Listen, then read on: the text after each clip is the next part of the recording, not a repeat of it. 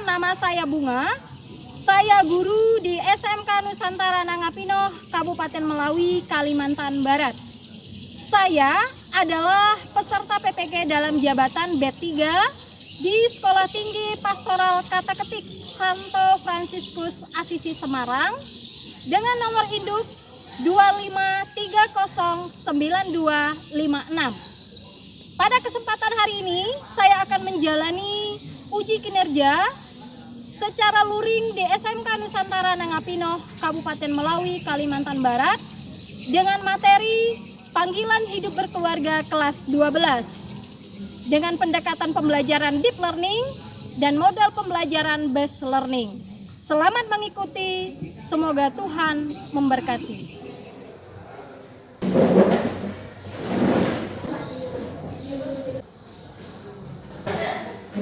Selamat siang semuanya. Apa kabar? Luar biasa. Semua sehat? Sehat. Baiklah, untuk mengawali seluruh rangkaian kegiatan kita pada hari ini, mari kita awali dengan doa pembuka. Satu orang pimpin doa. Anas, silakan pimpin doa. Anas, doanya sudah ada di depan ya. Teman-teman, sebelum kita belajar, marilah kita berdoa. Dalam nama Bapa dan Putra dan Roh Kudus. Amin. Sama-sama. Allah yang penuh kasih, beri masa depan hidup kami sesuai kehendak-Mu. Doa ini kami satukan dengan penataran Yesus Kristus yang hidup dan berkuasa untuk selama-lamanya. Dalam nama Bapa dan Putra dan Roh Kudus. Amin. Mari kita bangkit berdiri, kita menyanyikan.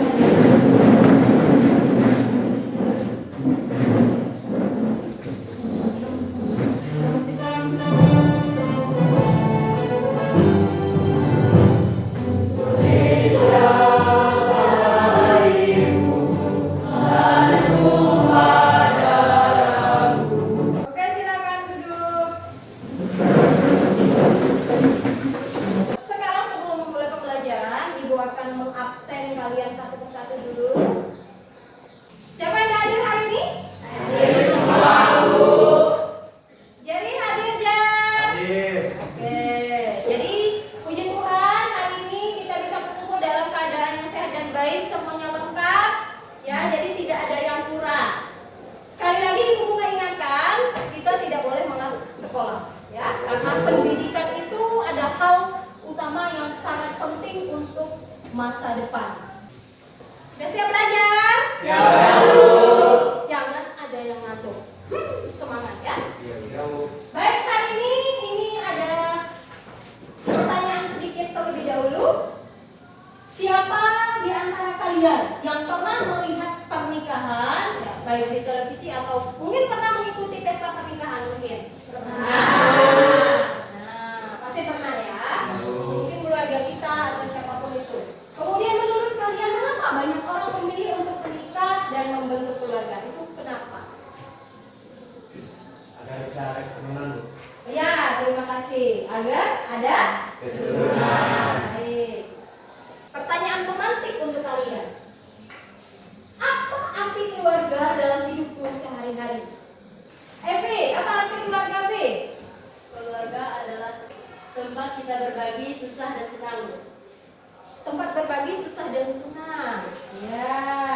Jika suatu saat kamu membangun keluarga, nilai apa yang paling penting untuk kamu jaga? Kira-kira. Nilai keluarga. Setia penting nggak? Tanggung jawab? Ya kan nih, setia dong. Iya, Bu. Baik, sekarang kita akan memasuki pada pembelajaran. Apa itu temanya? Kita sama-sama baca di depan. Panggilan hidup berkeluarga. Oke, tujuan pembelajarannya adalah peserta didik atau kalian diharapkan mampu memahami makna panggilan hidup berkeluarga dan senantiasa bersyukur atas rahmat panggilan hidup tersebut dalam kehidupan keluarga, gereja, dan masyarakat. Nah, di sini Bu Bunga sudah sediakan tentang video studi kasus, yaitu bagaimana sih tantangan keluarga modern. Silakan menyimak ya. Shalom, salam sejahtera untuk kita semua. Puji dan syukur kita panjatkan kehadirat Tuhan yang senantiasa menyertai langkah hidup kita. Anak-anak kelas 12 yang terkasih, selamat datang dalam pembelajaran pendidikan agama Katolik. Pada pertemuan kali ini kita akan bersama-sama mendalami tema panggilan hidup berkeluarga. Melalui pembelajaran ini kita diajak untuk memahami makna keluarga sebagai anugerah Tuhan, tempat kita belajar kasih, tanggung jawab, dan kesetiaan. Mari kita membuka hati dan pikiran agar apa yang kita pelajari hari ini sungguh-sungguh dapat menjadi bekal berharga dalam kehidupan kita sehari-hari. Tujuan pembelajaran, peserta didik mampu memahami makna panggilan hidup berkeluarga dan senantiasa bersyukur atas rahmat panggilan hidup dalam kehidupan keluarga, gereja, dan masyarakat. Nah, untuk memperdalam materi kita hari ini, terlebih dahulu kita akan mengidentifikasi masalah atau studi kasus pada LKPD 1.1 yang sudah Ibu siapkan, yaitu berkaitan dengan tantangan keluarga modern. Selamat mendengarkan cerita berikut ini. Di sebuah kota besar, hiduplah keluarga Pak Matius dan Ibu Maria bersama dua anak mereka, Daniel 14 tahun dan Siska 9 tahun. Di luar, keluarga ini terlihat bahagia. Rumah cukup nyaman, kedua orang tua memiliki pekerjaan yang mapan, dan anak-anak mereka sekolah di tempat yang baik, namun dibalik itu ada tantangan yang tidak mudah. Pak Matius bekerja di sebuah perusahaan teknologi. Jam kerjanya panjang. Seringkali ia harus lembur atau membawa pekerjaan ke rumah. Sementara itu, Ibu Maria adalah seorang pegawai bank dengan posisi yang cukup tinggi. Pekerjaannya menuntut ketelitian dan seringkali membuatnya pulang larut malam. Akibat kesibukan orang tua, Daniel dan Siska lebih banyak menghabiskan waktu sendiri. Daniel yang sedang memasuki masa remaja mulai lebih sering mengurung diri di kamar sambil bermain media sosial dan game online. Dan juga ia jarang berbicara dengan orang tuanya. Bahkan makan malam pun sering dilakukan sambil menatap layar ponsel. Sementara Siska yang masih duduk di bangku SD sering merasa kesepian. Ia lebih suka menonton YouTube atau bermain game di tablet daripada berbincang dengan keluarganya. Kemudian konflik pun mulai muncul ketika Bu Maria mencoba membatasi penggunaan ponsel pada Daniel. Daniel merasa orang tuanya tidak mengerti dunia remaja. Semua teman Daniel main game online, kenapa aku tidak boleh? Keluhnya suatu malam. Pak Matius yang mendengar itu hanya diam, karena ia sendiri pun merasa bersalah, jarang meluangkan waktu untuk berbicara dengan anak-anaknya. Di sisi lain, Bu Maria mulai merasa terbebani. Ia ingin menjadi ibu yang dekat dengan anak-anaknya, tapi pekerjaannya membuatnya sering kelelahan. Kadang ia merasa bersalah karena tidak bisa hadir dalam momen-momen penting seperti saat Daniel tampil di acara sekolah atau ketika Siska ingin ditemani belajar. Lama-kelamaan, suasana rumah terasa dingin. Masing-masing sibuk dengan dunianya sendiri. Orang tua dengan pekerjaan, anak-anak dengan gadget. Mereka tetap tinggal bersama, tetapi kehangatan keluarga perlahan berkurang. Sampai suatu ketika, Siska berkata lirih kepada ibunya, "Bu, kenapa kita jarang makan bareng lagi kayak dulu?" Pertanyaan sederhana itu menyentuh hati Bu Maria. Ia menyadari meski mereka berusaha memberi fasilitas terbaik untuk anak-anak, ternyata yang lebih dibutuhkan adalah kebersamaan. Setelah berdiskusi, Pak Matius dan Bu Maria sepakat untuk membuat perubahan. Mereka mulai menerapkan aturan menggadget saat makan malam dan berkomitmen untuk setidaknya menghabiskan akhir pekan bersama. entah jalan-jalan ke taman atau sekedar menonton film keluarga. Daniel awalnya keberatan, tapi perlahan ia mulai terbuka kembali. Siska pun terlihat lebih ceria karena merasa diperhatikan. Meski tidak mudah, keluarga ini berusaha menyeimbangkan tuntutan pekerjaan, teknologi, dan kebutuhan emosional. Mereka belajar bahwa tantangan keluarga modern bukan hanya soal finansial, tetapi juga tentang bagaimana membagi waktu bersama keluarga. Baiklah anak-anakku sekalian, Ibu persilahkan untuk kalian membaca kembali cerita dalam LKPD 1.1. Kemudian nanti kita akan berdiskusi dalam kelompok. Selamat mengerjakan, Tuhan Yesus memberkati.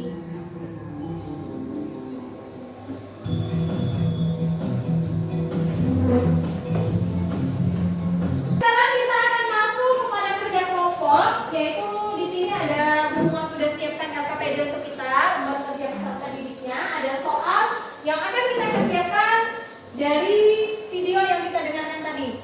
Bisa menyimak videonya dengan baik? Bisa. Ya, jadi itu adalah tentang keluarga modern. Anaknya siapa namanya tadi? Terima kasih, pintar ya berarti.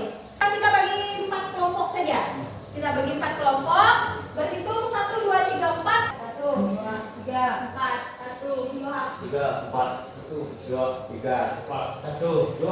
3, 4. 1 di sini, 2 di sini, 3 di sini, 4 di sini. Baik, sekarang sudah masuk kelompok semuanya? Kelompok 1 mana kelompok 1? Ya, ini Bu bagikan ya, pertanyaannya ada di belakang.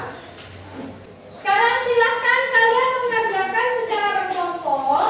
Itu pertanyaannya, berdasarkan pertanyaannya silahkan dijawab. Aman?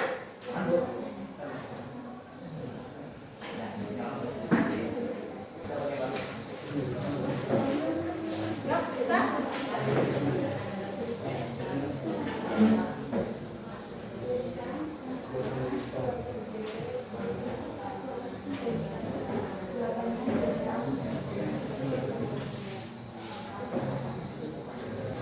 Bagaimana? Sudah selesai belum?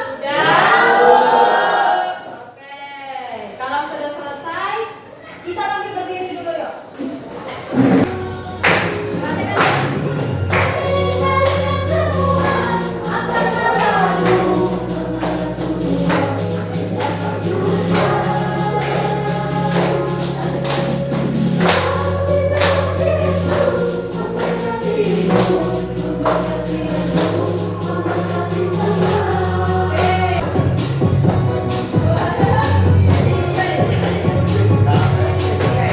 Duduk dulu. Sekarang kita akan menampilkan beberapa jawaban dari kelompok mana sekali lagi? Kelompok 1 mana suaranya? Kelompok 2. Kelompok 3. Kelompok 4. Oke, terima kasih. Sekarang kita akan mempresentasikan dulu jawabannya dari tempat duduk saja. Nanti yang berikutnya baru kita akan maju ke depan. Oke? Yang pertama, ini kebetulan yaitu ada 4 pertanyaan dan masing-masing kalian mendapatkan jatah. Siap-siap ya. Pertanyaan nomor 1 silakan dijawab oleh kelompok 3. Pertanyaannya adalah apa yang diceritakan dalam kisah di atas? Kisah tersebut menceritakan tentang sebuah keluarga yang sangat berkecukupan secara finansial, namun tidak dapat meluangkan waktu untuk keluarga karena mereka sibuk berkegiatan seperti bekerja. Oke. Pertanyaannya apa saja tantangan yang terjadi dalam kisah di atas? Ya. Sebuah keluarga yang hidup sejahtera namun orang tuanya sibuk dengan pekerjaannya masing-masing tanpa memperhatikan keluarga dan anaknya. Keluarga yang sejahtera namun sibuk. Oke, terima kasih. Tepuk tangan. Baik, untuk lebih memperdalam materi kita hari ini, kita akan mendalami materi lewat pendalaman kitab suci, yaitu Lukas bab 2 ayat 14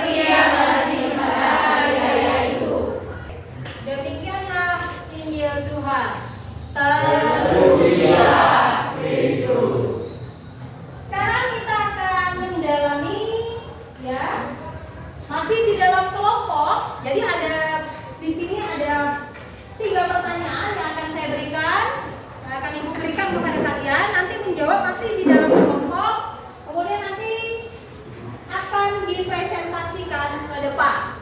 Ya? Bisa? Ada pertanyaan enggak? Ada pertanyaan? Oke.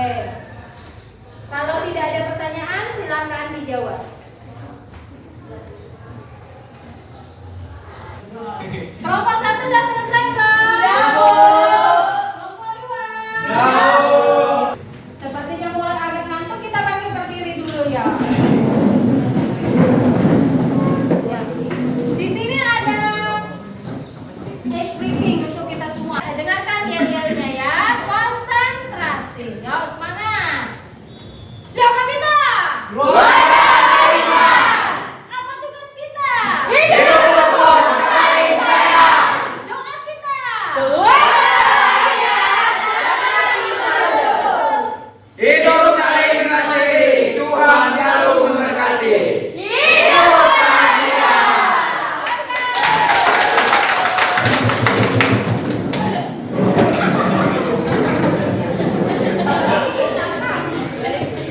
Baik, sekarang kita mulai dari kelompok 1 dulu untuk mempresentasikan hasil pekerjaannya tadi ya.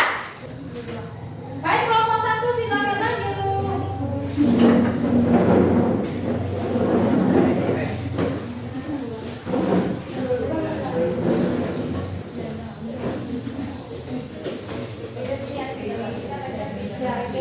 Kelompoknya siapa yang jadi moderator?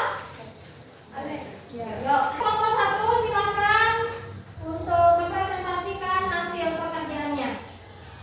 Baik, kami dari kelompok 1 ingin mempresentasikan hasil kerja kelompok kami. Ini bacakan tarik. Baik, soal yang pertama, apa yang dikisahkan dalam teks Lukas bab 2 ayat 41 sampai 52? Baik, saya akan menjawab pertanyaan nomor 1 tentang orang tua Yesus pergi ke Yerusalem pada setiap hari raya Paskah. Saat mereka berjalan pulang, tinggallah Yesus di Yerusalem sampai diketahui orang tuanya, dan setelah 3 hari mereka menemukan ia di bait Allah. Baik, sekian presentasi dari kelompok kami ucapkan terima kasih. Terima kasih untuk kelompok 2. Ada pertanyaan tidak? Kelompok 4? Kelompok 3? Kelompok 3 silakan. Ya. Selamat sore semuanya. Baiklah, kami dari kelompok kita akan presentasi dengan kelompok kami. Nanti untuk pertanyaan dibacakan oleh Regi nomor 1, Jana nomor 2, dan Edo nomor 3. Baiklah, saya akan membacakan pertanyaan nomor 1. Apa yang dikisahkan dalam teks Lukas bab 2 ayat 41 sampai 52? Baik, saya akan menjawab pertanyaan dari Regi. Mengisahkan tentang perjalanan Yesus dan keluarganya ke Yerusalem pada masa Paskah. Oke. Bagi setiap kelompok ada yang ditanyakan di kelompok kami. Untuk kelompok 1, Tidak ada. kelompok 2, Tidak ada. untuk kelompok 4. Tidak ada. Oke, mungkin tidak ada, kami tutup. Selamat sore. Sore. Kelompok 3 luar biasa ya. Terima kasih. Lanjut kelompok 4. Baik, sekarang saya akan memberikan penegasan sedikit bahwa perlu kita ketahui bahwa keluarga kudus ya, Nazaret itu adalah contoh nyata untuk keluarga-keluarga yang ada di muka bumi ini. Ya, secara suri teladan, ya, contoh baik itu keluarga kudus ini sudah mencerminkan kepedulian, ya kan? Contoh nyata yang benar-benar memberikan rasa cinta terhadap keluarganya. Benar apa enggak? Benar. Nah, di sana tadi bagaimana itu waktu itu Yesus ya kan pergi dan dia tertinggal di bait Allah, bagaimana keluarga itu merasa cemas dan sedih. Begitupun dengan keluarga kita. Kalau kalian mungkin ya kan pulang larut malam atau pergi tidak memberi kabar kepada orang tua, pasti orang tua kita akan merasa cemas dan merasa sedih. Otomatis akan mencari kan? Nah, mulai sekarang kalau kita pergi kemana-mana ya jangan sampai kabur, ya kan? Beritahulah orang tua supaya orang tua kita tidak cemas. Jadi itu tadi adalah contoh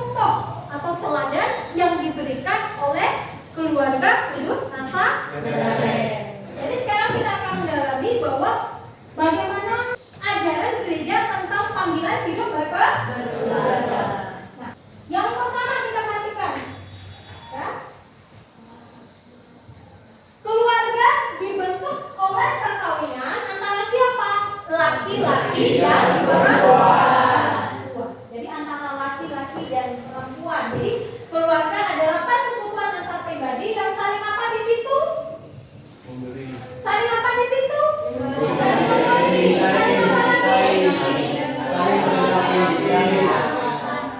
Dan berpengharapan dalam kasih yang tak terbatas. Yang berikutnya, tujuan keluarga Kristen ini untuk apa?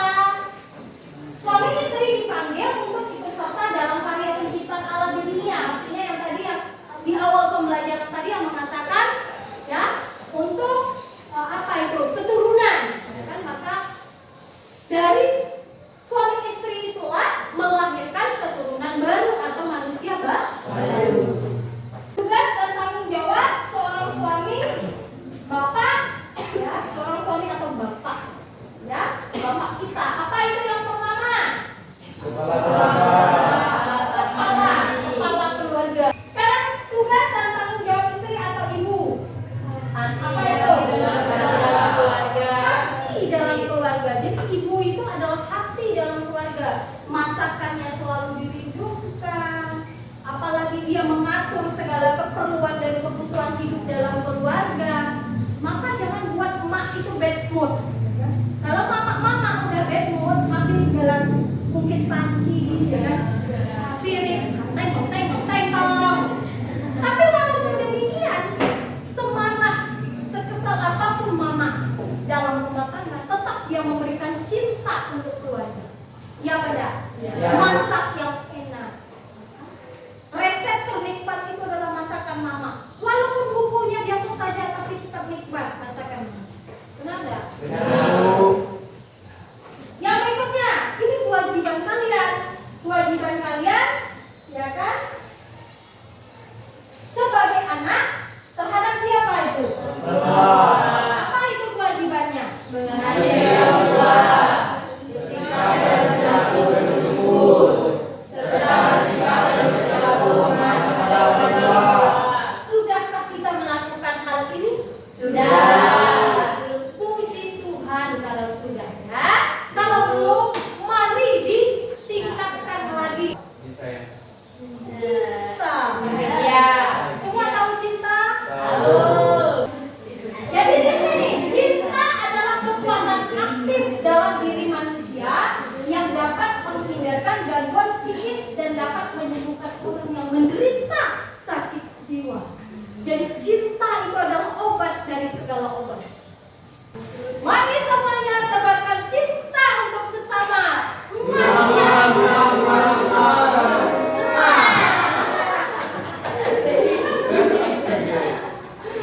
Iya, itu adalah cinta. Sudah bergabung ini? Nah, pesan saya kepada Anda sekalian, kalian ini masih sekolah. Jaga kesucian tubuh Anda. Pacaran no dulu. Jangan sampai kamu macam-macam. Keperawananmu, kesucianmu wajib kamu jaga sampai kamu menikah nanti. Jangan sampai membuat sesuatu kesalahan yang membuat sakit hati keluarga, ya, yang melanggar perintah Tuhan. Tolong jaga diri. Kalau mau menikah setelah tamat SMA nanti bisa menikah. Tapi menikahlah dengan cara baik-baik. Tamat kuliah bisa menikah, tapi menikah dengan cara yang baik dan terhormat. Sekali lagi jaga kesucian badan kamu. Bisa? Supaya kamu bisa menjadi bapak, menjadi ayah, menjadi ibu, menjadi mama terbaik untuk generasimu. Siap? Metode yang dilarang adalah abortus. Abortus itu aborsi. Jadi kalau sudah hamil tidak boleh digugurkan. Aborsi itu artinya pengguguran dengan sengaja. Itu berbahaya bagi kesehatan, melanggar juga perintah Tuhan. Tidak boleh dan itu dosa. Sekarang kita mengerjakan sedikit soal dulu ya. Ya, nah, ada lembar kerja yang harus kalian kerjakan. Ibu ingin mengukur sebatas mana kemampuan pemahaman kalian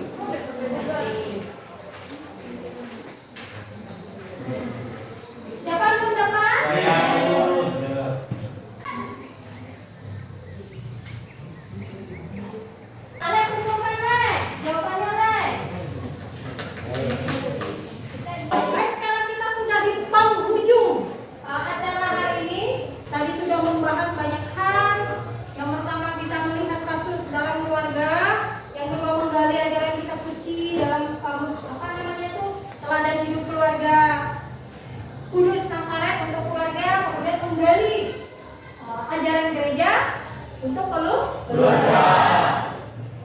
Dan tadi sudah menyelesaikan sumatif akhir 15 soal. Harapannya semoga itu betul semua dan kalian paham, ya.